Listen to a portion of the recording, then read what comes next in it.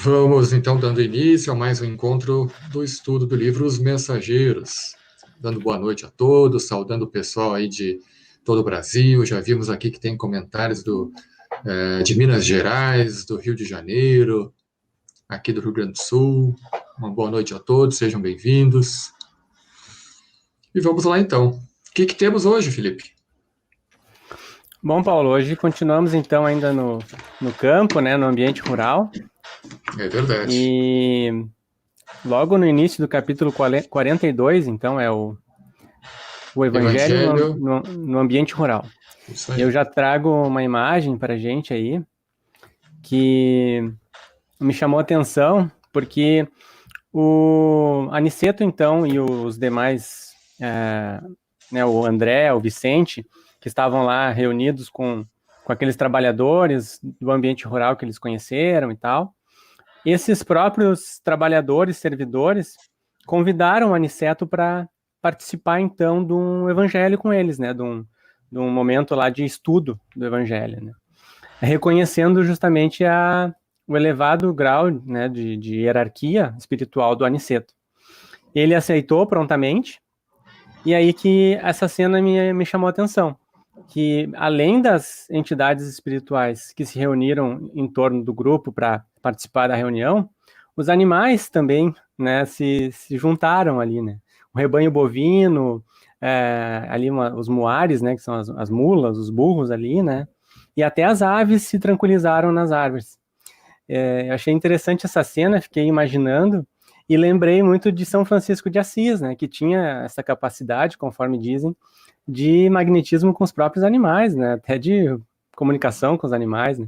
Então até trouxe ali uma imagem de São Francisco de Assis com um grupo de animais ao redor, né. Só que, claro, imagina, ele era encarnado, né, então imagina o magnetismo desse espírito para ainda, enquanto encarnado, juntar em torno dele, né, os animais, e aconteceu isso, então, nessa reunião com o Aniceto, né? Achei bem interessante. Pessoal que mora no campo, na zona rural, e de repente começa a ficar tudo muito calmo, os animais silenciam. Desconfie que tem algum estudo do evangelho por aí. Verdade. Então, Paulo, aí eles trazem para o Aniceto o evangelho, né? O exemplar de um evangelho. Na verdade, eles se referem, acho que é a própria Bíblia aqui, né? O Novo Testamento, né? E aí o Aniceto já também, naquele mecanismo tradicional, ele já abriu o livro onde ele queria, né? Ele já tinha a mensagem certa para aquele momento. Aí eu trouxe também aí os versículos que eles estudaram para o pessoal poder visualizar. Adoro versículos, vamos ver. O pessoal poder visualizar, né?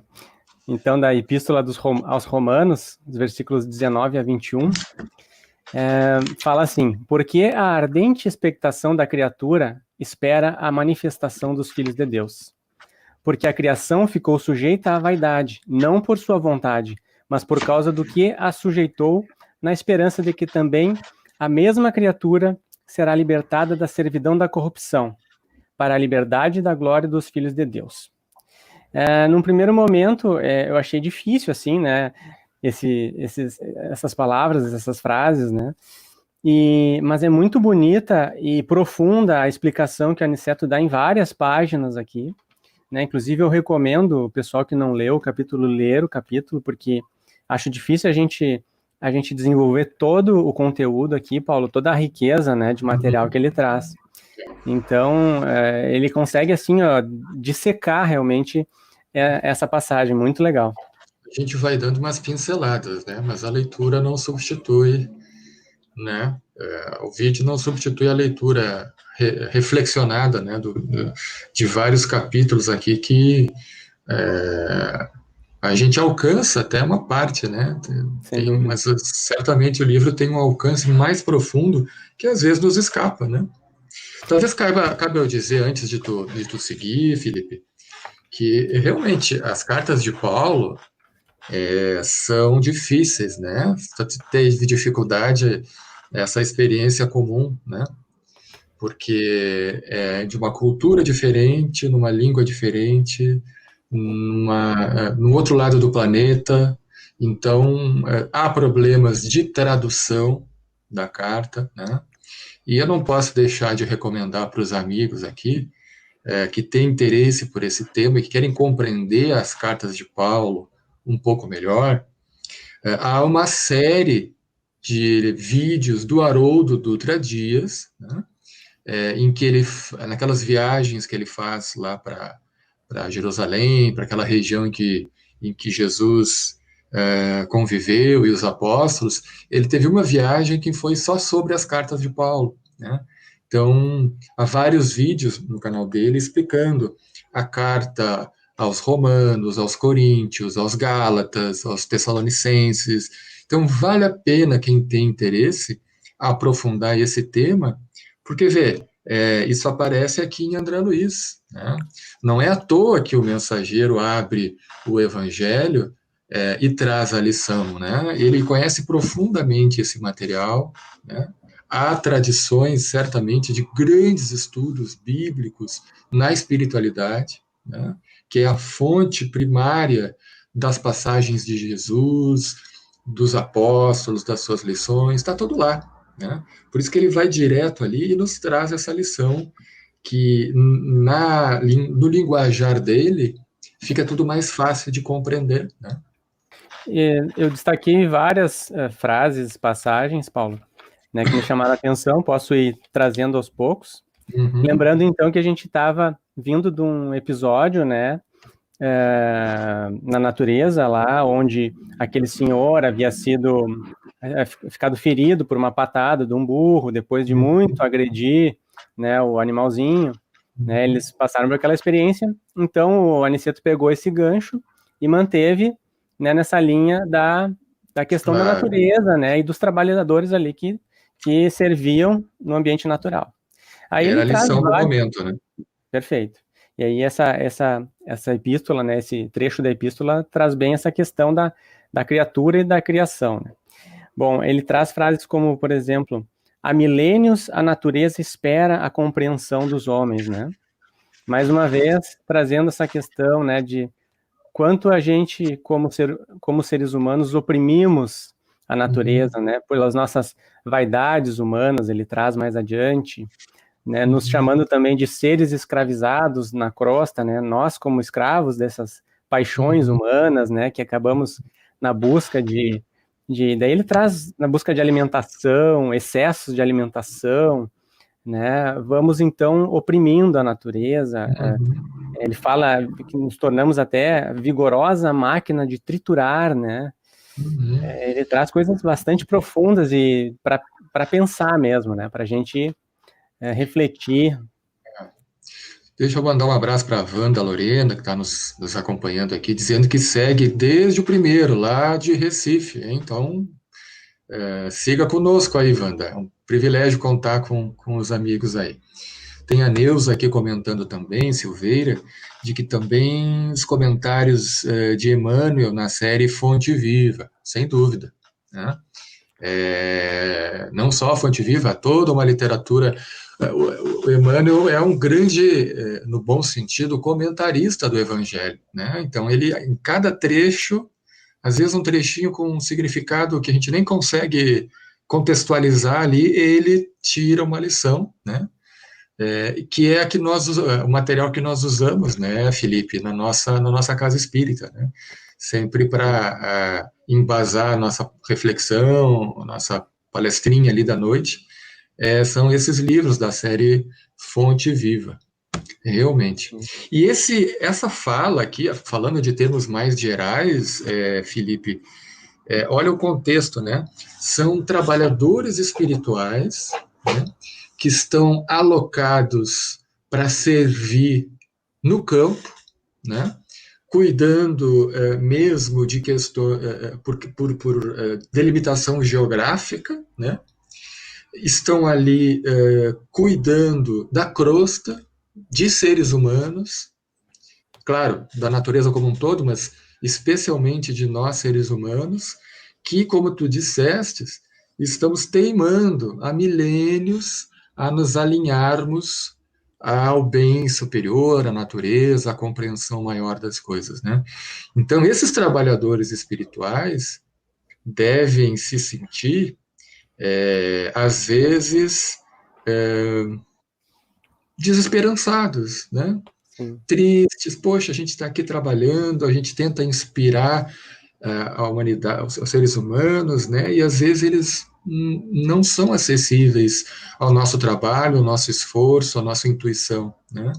Então, Aniceto vem como que ali chamar aquele grupo para a importância do trabalho que eles fazem e de como a natureza própria e Deus próprio espera ainda ardentemente pela nossa evolução, né?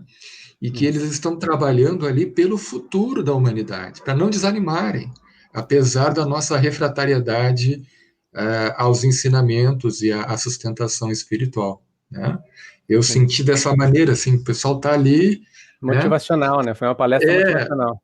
Chateado, acabou de acontecer aquele incidente ali, talvez não precisasse acontecer aquilo ali, né?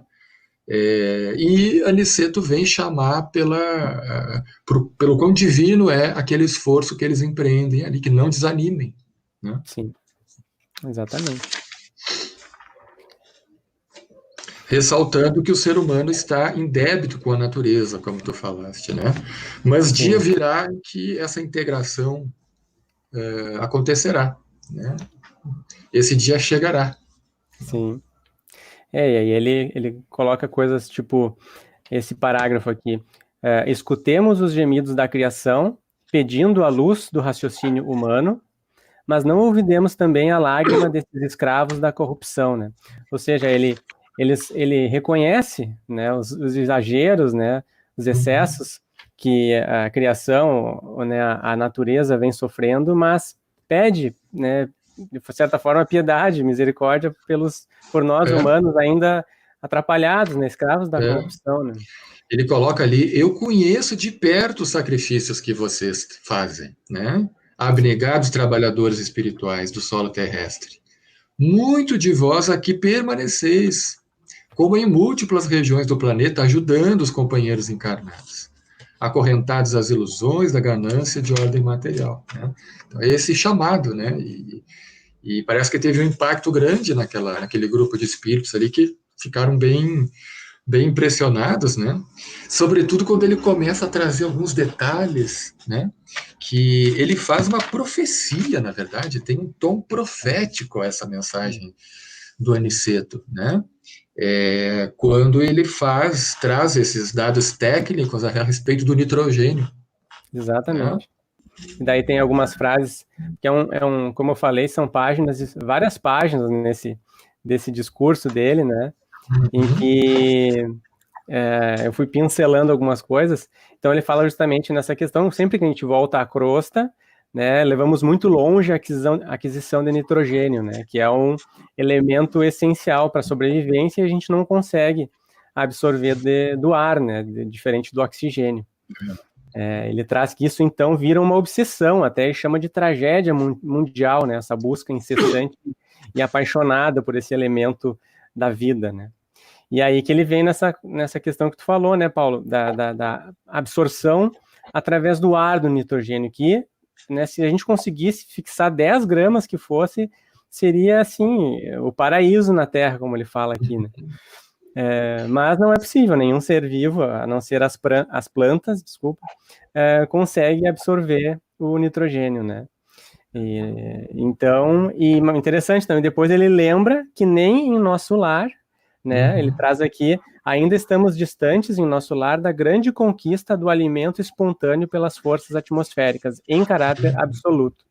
Então, a gente tem que ter paciência conosco mesmos, né, porque é uma caminhada lenta, gradual, e muita coisa ainda não tem condições de transformar, né, Paulo? E ele coloca que não consegue porque não há permissão para conseguir. Exato.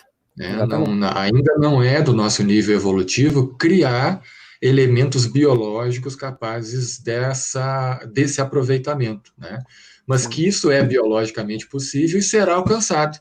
Aí vem a profecia, né? Pelo menos em parte, né?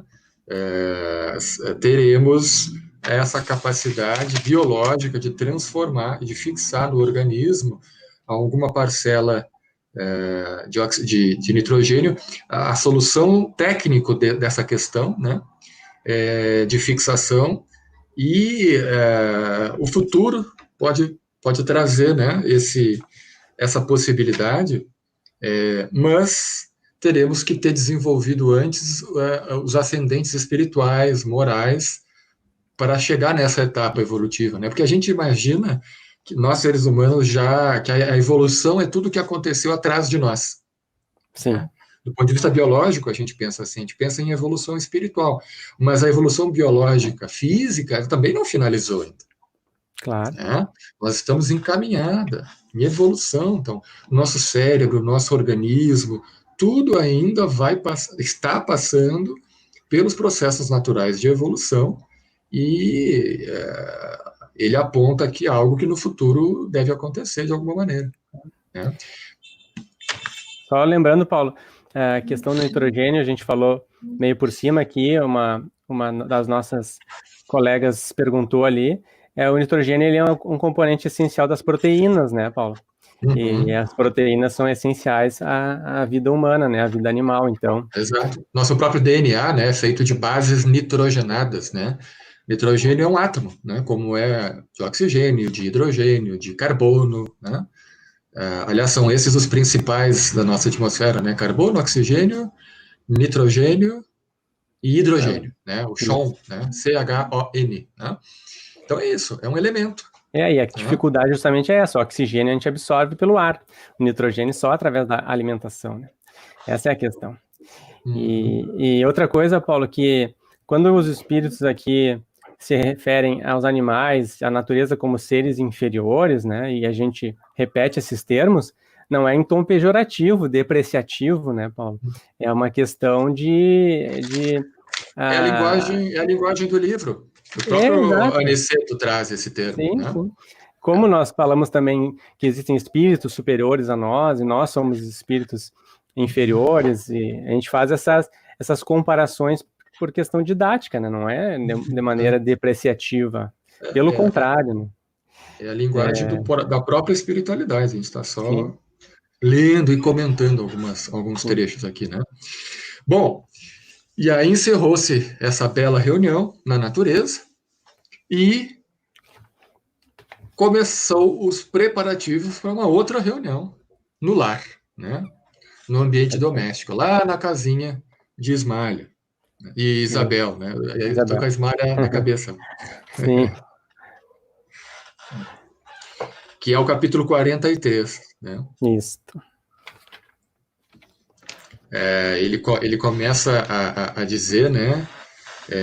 Diante da surpresa de André Luiz, ali, de alguns movimentos, de alguns preparativos, de alguns trabalhos que antecedem a reunião espiritual propriamente dita na casa de Isabel, né?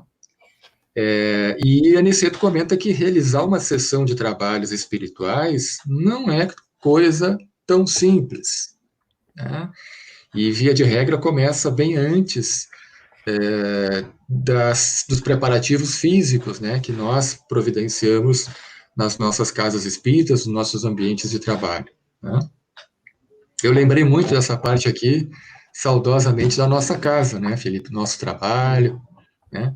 Os companheiros de outros estados, né, que não sabem, a Associação Médica Espírita tem uma sede, e nessa sede a gente tem trabalhos públicos, como se fosse uma casa espírita, né? Então, 3 vezes por semana nós nos reunimos, 2 vezes trabalho público, né? Então, ali tem a palestrinha, o passe, né? As preces e radiações, trabalho de atendimento fraterno, trabalho de desobsessão, né? E às vezes a gente está ali, né? Chega meio correndo do trabalho, dos compromissos, e não lembra aqui de todo esse preparativo espiritual que é feito, né, com carinho, com esforço, a espiritualidade que já vai desde cedo começando a preparar até o ambiente, né, como ele descreve aqui. E ele faz a diferença logo no início do capítulo, Paulo, entre um trabalho que é sério, né, um trabalho em que os encarnados realmente estão ali com noção de dever, de responsabilidade, e o trabalho leviano, né, em que essas questões de preparação não são levadas tão a sério, né? Aí, por óbvio, né, Paula, ele traz novamente a questão da sintonia, né? Com a seriedade, o bom ânimo, o devotamento, se atraem os bons espíritos, né? Os mensageiros, os benfeitores.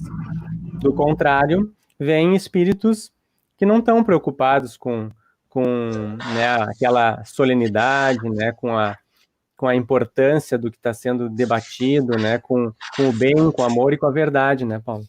Ele Então, está trazendo aqui Kardec, né? É bem o que o codificador nos traz, exemplificando aqui numa experiência da vida real, da vida prática. Né? Enfatizando que o culto da Isabel ali justamente se enquadra nesse critério de um culto, né, de elevado teor que merece toda a atenção, né? Uhum. Só, Paulo, eu vou comentar aqui no final ali desse trecho que ele traz essa questão, ele fala o seguinte: em todos os setores evolutivos, é natural que o trabalhador sincero e eficiente receba recursos sempre mais vastos. Ou seja, eu expando isso, Paulo, ele expande para qualquer seara, né? Não só uma reunião espírita, pode ser uma missa, pode ser o teu trabalho profissional, pode ser o trabalho doméstico, né? Onde se encontre a atividade do bem, permanecerá a colaboração espiritual de ordem superior. Então, isso vale para vários contextos também, né? Se não todos, né, Paulo? Uhum. Com certeza. Então ele traz dois elementos importantes aqui nesse... Quer dizer, importantes, tem vários, mas dois que me chamaram a atenção, que é a questão das... vamos dizer três. As divisões magnéticas, né, que chamou a atenção de André Luiz ali, que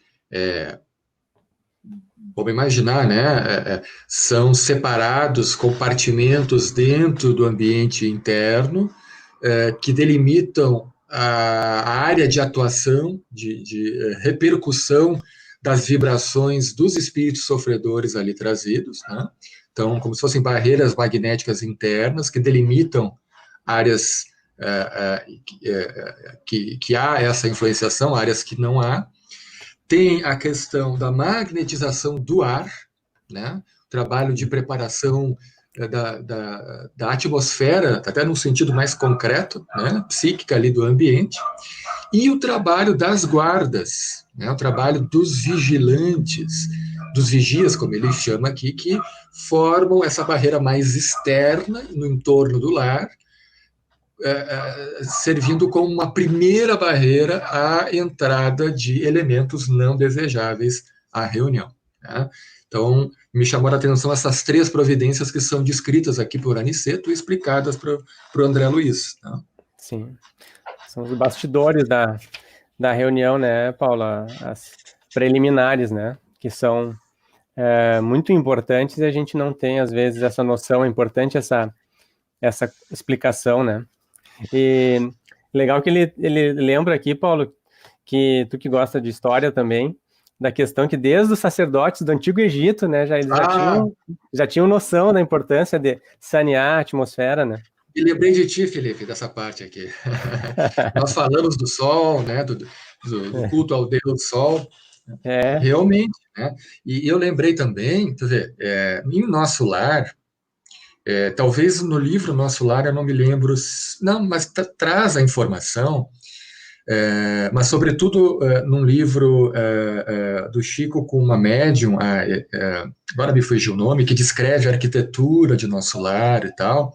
Um dos ministérios, que é um dos dois mais elevados, ou é o da elevação divina, ou do esclarecimento, eles têm a arquitetura no formato, lembrando o estilo egípcio, né, lá em Nosso Lar. Então, é a segunda menção direta à questão egípcia que o André Luiz traz aqui, né, tanto lá em Nosso Lar, na parte arquitetônica, e aqui Aniceto, em relação a esse trabalho que é feito na atmosfera dos trabalhos espirituais. Né? Para disseminar as luzes evangélicas aos desencarnados, são precisos providências variadas e complexas, sem o que tudo redundaria em aumento de perturbações. Né? Então, Provavelmente aqui tem questões que nós nem podemos compreender direito ainda, né? Com certeza. Aí começaram a chegar, né, Paulo, os desencarnados, os sofredores. Eu destaquei uma frase que ele traz, que acho importante a gente ressaltar, né, para nós mesmos, né, Paulo? Uhum. Que, se tu quiser projetar depois. Opa! Tá aí. Se fosse concedida à criatura vulgar uma vista de olhos, ainda que ligeira, sobre uma assembleia de espíritos desencarnados em perturbação e sofrimento, muitos se lhes modificariam as atitudes na vida normal. Então, se a gente pudesse ver, né, ligeiramente que fosse, né, esses grupos de sofredores que chegam nas reuniões, a gente pensaria duas vezes, né, antes de fazer muitas coisas, né, aqui na esfera terrestre, né, Paulo, enquanto encarnados. Ele começa a descrever, então, espíritos chegando em farrapos, né, Paulo, comparando com os coxos estropiados no simbolismo evangélico, alguns com faixas, ataduras, assim, se protegendo de regiões feridas, né, ainda em processos dolorosos, né, Paulo? Eu trouxe aqui até uma imagem, porque me parece, Paulo, que a imagem dos zumbis, das múmias, que são descritas nos filmes, literaturas, de alguma forma, né, esse imaginário tem um quê de bastidores espirituais, de lembranças, de desdobramentos, né, de vivências, não são meramente da imaginação, né, Paulo? Não sei se tu concorda. Claro, só antes disso, a Lia está nos ajudando aqui, porque esse nome Eigorina Cunha, né, é o que eu esqueço, né? Que é a médium que publicou, acho que 2 livros que tem descrição da arquitetura de nosso lar e da planta da cidade e tal. Obrigado, Lia, é essa mesma. Deixa eu projetar aqui o que tu trouxeste. Ai, opa, aí. Eu trouxe essas imagens grotescas, né, Paulo? Mas, na verdade, ele fala exatamente isso. Ele fala que pareciam cadáveres erguidos do leito de morte, que é justamente o que são esses zumbis que tá muito na moda, né? Série de zumbi, filme de zumbi, que, né? E eu acho que isso, de alguma forma, capta, né, a nossa psicosfera, né, Paulo? Essa parte me marcou muito, né, nessa releitura aqui, porque não é brincadeira isso, né, Felipe? Por isso que eu Não quis é, chamar a isso é uma atenção. coisa muito séria, né? Ver que não são espíritos maus, não perversos, não são trazidos espíritos dessa categoria para esse tipo aqui de reunião, ele faz essa ressalva, né? São pessoas até boas, que até querem melhorar, mas não sabem por onde começar, né? Ao final do capítulo, né, ele comenta que a causa disso tudo é a falta de espiritualidade, né? Ele chama de educação religiosa, né? Hoje em dia talvez a gente usasse mais o termo espiritualidade, porque não tem a ver necessariamente com alguma instituição religiosa, mas com esse trabalho interior, né? Então, e isso deve ser aquilo que acontece no dia a dia de muitas casas espíritas, de muitos núcleos religiosos de outra natureza, mas que estão sinceramente ligados ao bem e à prática da caridade, né? Então, nós estamos falando aqui quase que de uma regra, né? De sofrimento, de angústia, de dor, de doença, e que vai desde a crosta, como comenta o Vicente ali, né? Surpresa, poxa, a gente vê espírito sofredor desde a crosta até os ambientes espirituais próximos a nosso lar, né? Dos mais variados tipos, e aqui um tipo de necessitados, né? Não sei se tu tem alguma coisa para comentar aí em relação ao estado mental, a etiologia geradora desse estado perispiritual aqui que Aniceto vai comentar, né? Eles chamam de que essas pessoas são prisioneiras da ideia de enfermidade, né? Por isso que as pessoas desencarnam numa ignorância completa das questões espirituais, que elas acham que ainda continuam doentes, né? Acham que ainda continuam ligadas ao corpo. Por isso esse estado realmente de farrapos, né? De estropiado, de ainda, né, com feridas sangrando, por total ignorância. E ele traz aqui essa questão que tu falou. As pessoas se apegam, às vezes, ao longo da vida às suas doenças, né? A doença gera até um ganho secundário, muitas vezes, né? E isso acaba que, quando ocorre o desencarne, as pessoas ficam realmente perdidas, né, Paula? E como tu disseste, elas não são más, né? Principalmente nesse grupo aqui, eles não recebem entidades perversas, né? Ele até coloca aqui, eu até destaquei, no fundo são boas almas dedicadas aos parentes do sangue e aproveitáveis na esfera restrita de entendimento a que se recolhem, mas carregadas de viciação mental por muitos séculos. E aí ele trouxe uma questão que eu até fiz uma imagem aqui para as pessoas, para a gente gravar na cabeça. Ele chama de velha concha do individualismo, né, Paulo? Aí quando ele faz esse link com a dedicação exclusiva aos parentes do sangue, né, só a atuação na esfera comum, né? E aí, porque ele traz daí o seguinte, a visão da universalidade custa preço alto, né? Então, universalizar o amor, o entendimento, a fraternidade, ela não é uma coisa simples, né? Ele traz que custa um preço alto. E por isso que, em maioria, nos encontramos nesse estado deplorável, às vezes, né, Paulo? É verdade, né? E sempre lembrando que eu ressaltei isso no início lá do estudo, né? Vou reforçar aqui de novo. Essas questões aqui é para a gente se colocar no lugar, né? Quando a gente fala eles, os sofredores, a gente pode mudar o sujeito da frase, dependendo do nosso padrão, do nosso grau de autoconsciência, né? E ir para a primeira pessoa do singular, né? Como é que eu estou nesse processo aí, né? Como é que está a minha fixação ao corpo, né? Como é que está a minha fixação às doenças? Porque ele está explicando aqui que essas doenças perispirituais, elas são subproduto da fixação mental, né? Então, é a mente que está perturbada, fixada, né? Apegada e reproduzindo alterações no perispírito, né? Porque muitos aqui nem aceitaram a condição de morte ainda, ele chega a citar isso, né? Nem se conformaram muito bem com isso. Então, é claro, vão reproduzir, né, no ambiente, as impressões físicas. Kardec, na Revista Espírita, traz uma lição interessante, porque eles estavam fazendo uma reunião mediúnica perto da lareira, né? Uma reunião espiritual, enfim, perto da lareira. E teve um espírito que pediu licença, se ele podia ficar ali com eles, porque estava muito frio na rua. Tá? E aí Kardec aproveitou a oportunidade para questionar aos benfeitores mas como assim? O espírito sente frio? Isso é realmente isso que ele sente? Né? E a orientação, vou simplificar aqui, não é realmente frio. Né? Em resumo, é um processo mental de fixação, de hábito, em que ele acredita sentir frio e acaba sentindo como se fosse realmente. Né?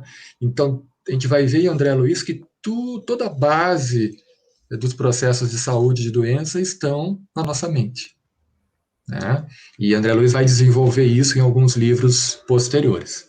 Espero que tenhamos a oportunidade de estudar aqui juntos. Né? Se Deus quiser.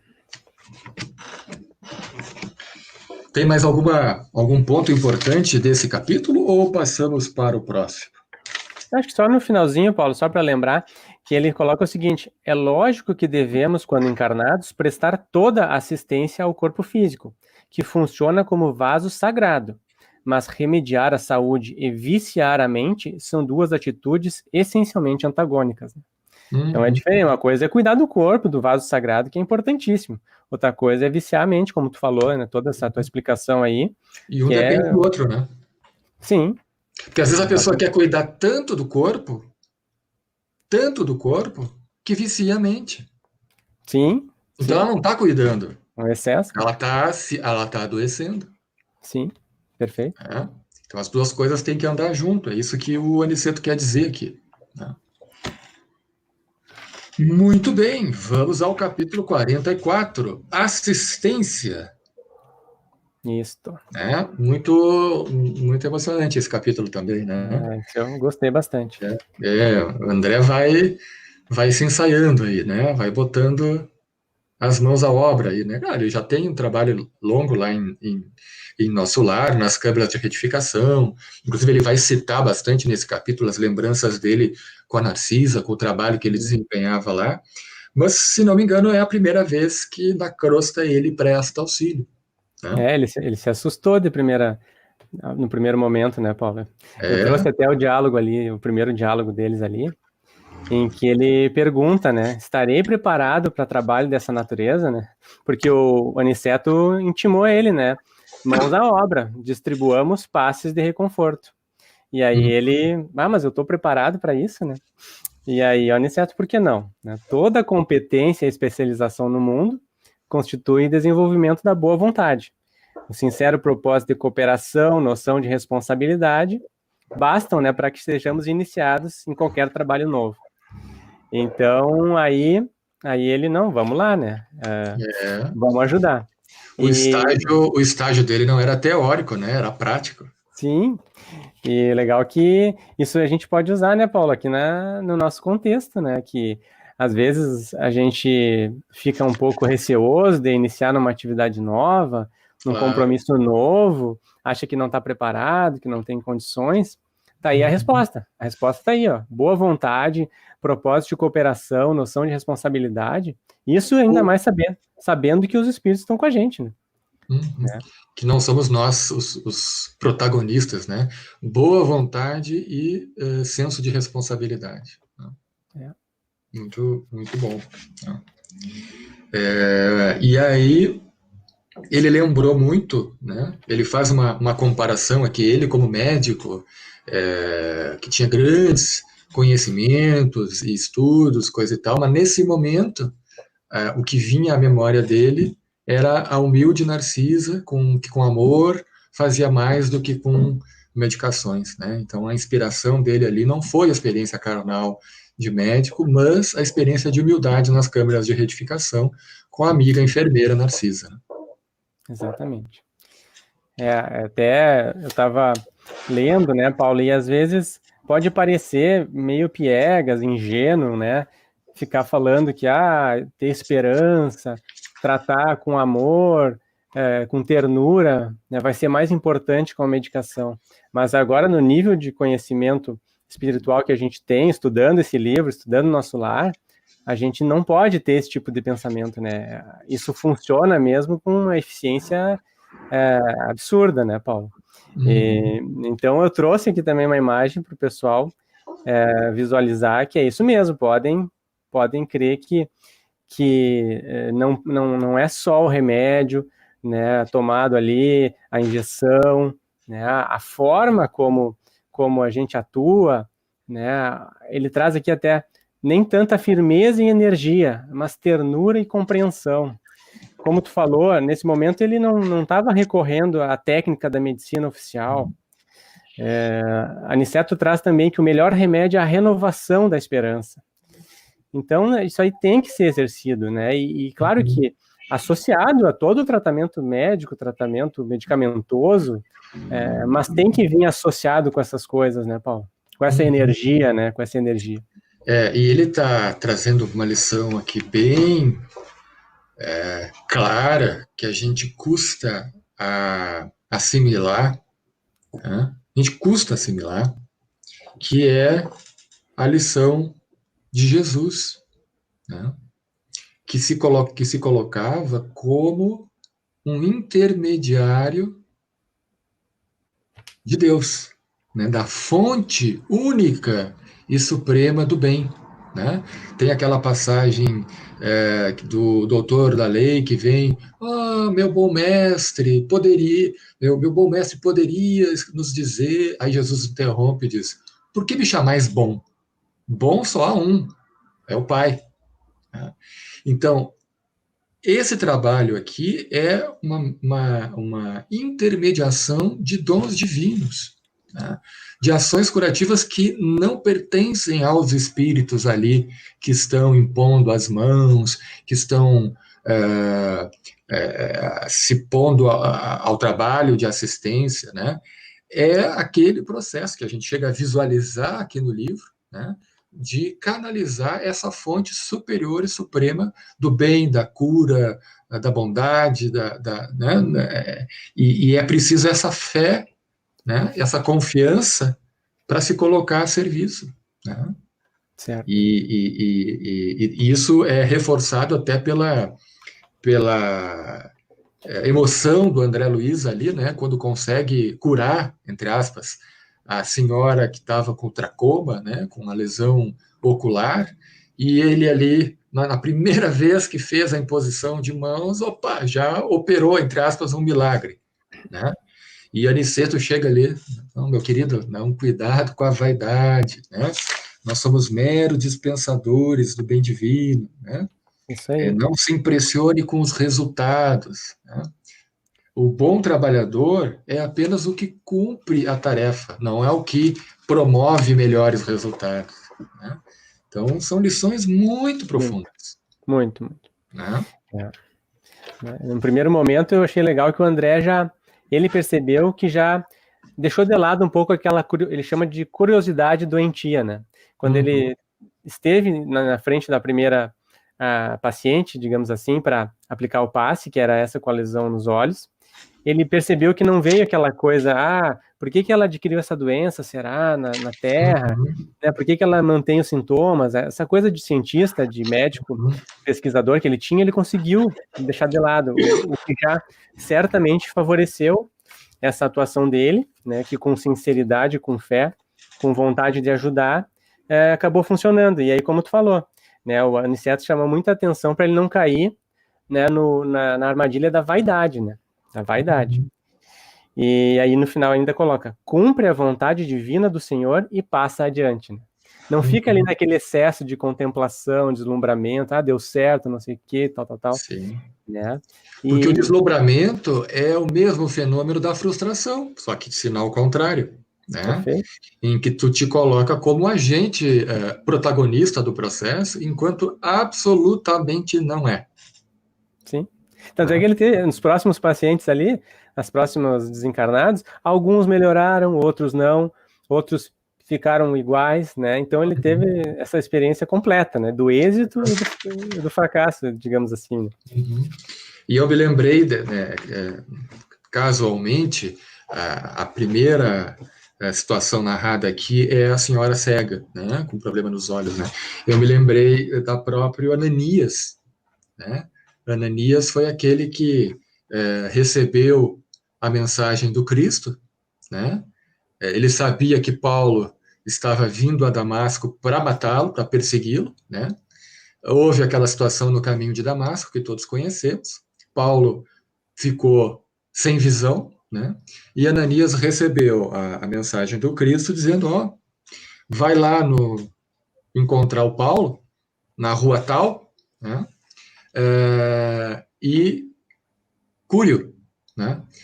E Ananias vai, conforme a orientação recebida, encontra Paulo, né, sem visão, e diz para Paulo, né, aquele que te apareceu, me mandou aqui para que tu saibas o quanto é preciso sofrer em nome dele. Né? E aí ele fez o passe, né, fez a imposição de mãos, enfim, e trouxe a luz de volta a Paulo de Tarso, na época ainda Saulo, né? E que nós conhecemos bem o que se procedeu depois, né?